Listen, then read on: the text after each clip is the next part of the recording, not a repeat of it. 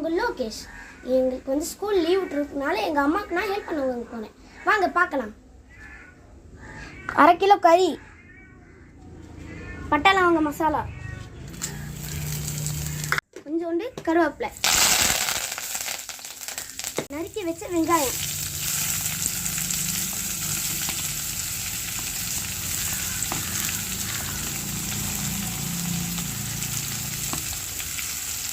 வதக்கிக்கலாம்.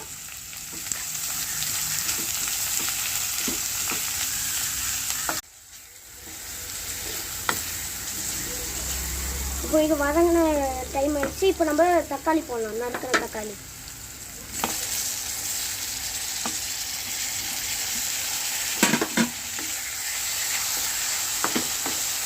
வந்ததுக்கப்புறம் 2 டீஸ்பூன் இஞ்சி போட்டு கறி மசாலா எங்கள் அம்மா மசாலா எடுத்துருக்காங்க, அதை போட்டுடலாம்.